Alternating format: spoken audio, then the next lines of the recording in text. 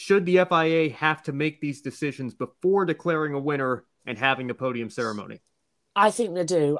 It's getting a bit ridiculous now. We went through this in Abu Dhabi last year as well when we waited, 2.5 hours we all did on the Grid Network stream as well, where we only covered F1 that weekend and we had to fill while we waited for the announcement as well.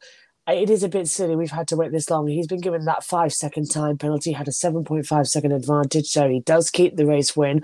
There was a rumour he could have another set of penalties coming up as well. That could have changed it as well, but that has gone away. It's just one penalty for the safety car infringements. He keeps the race win, but these decisions should be made during the race. They shouldn't need to hear from the drivers to get their point of view, because the drivers are going to be biased in what they say.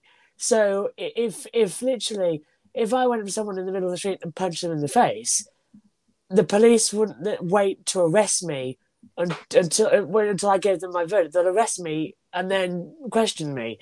It's silly. Give him the penalty, and then if it's wrong, take it away from him later on.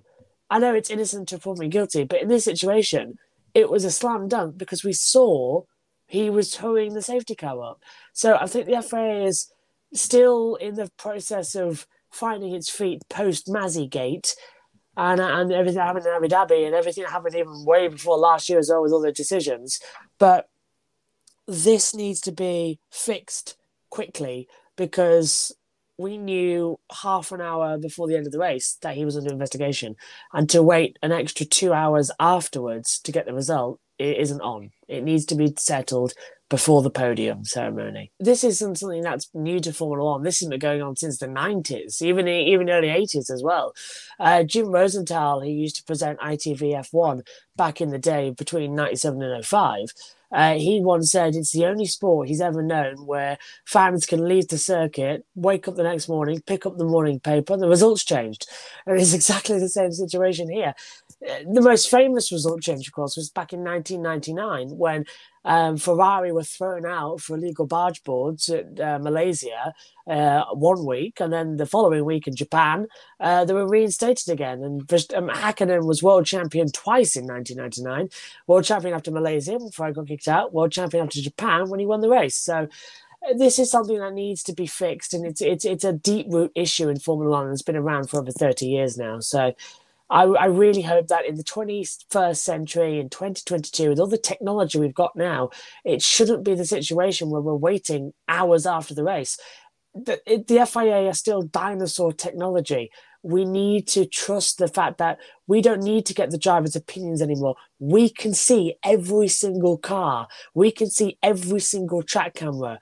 We are in 4K Ultra HD technologies. We have driver cameras inside their helmets now. We no longer need we've got their radios, for God's sake. We do not need driver input anymore. And hopefully you can all still hear me. Guys, I want you to help me out here, because I vaguely remember my F1 history beyond the mid-2000s gets a little bit shaky here. But wasn't there a race where, like, Kimi Räikkönen or somebody was declared the winner, and the next week there was a picture of him handing the trophy off to, I feel like it was a Jordan or something like that. Is that Fisichella? Fisichella, that's right.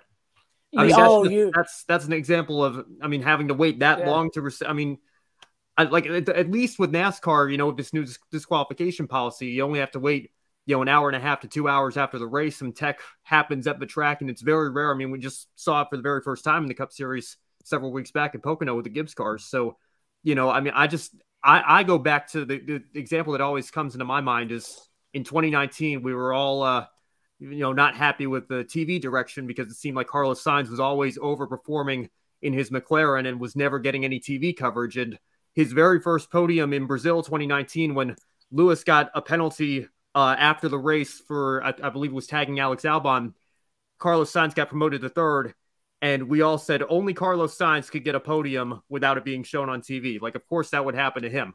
But that was an example of a great moment in his career and getting to experience that. And he didn't even really get the real feeling of it, because it took the stewards however long it took them, a couple of hours again, I think, to make that decision. You know, if it's something as simple as we're pretty sure this is going to be a 5-second penalty, there's a precedent to give drivers a 5-second or 10-second penalty for this. I don't want to see this, oh, so-and-so will be investigated after the race for this supposed infringement that we believe. It has to be decided now. You have to make that call right away, or at the very least right after the race if it happens on the last lap or something like that, and make that decision and then stick with it. I don't like seeing these decisions being drawn out and, summoning the drivers to the steward's room and then, all this back and forth. And then we find out that the rules either change or they don't. It just, I don't know. I with you guys, I think it might turn some fans off from the sport because they might go to a race, they see the results, with their own eyes on the track, and then they wake up the next morning and you read the paper and the results have changed, or you log on to Twitter and the results have changed. I'm not a fan of that. And I think Formula One, the FIA really needs to consider doing something about it so that the precedent changes going forward.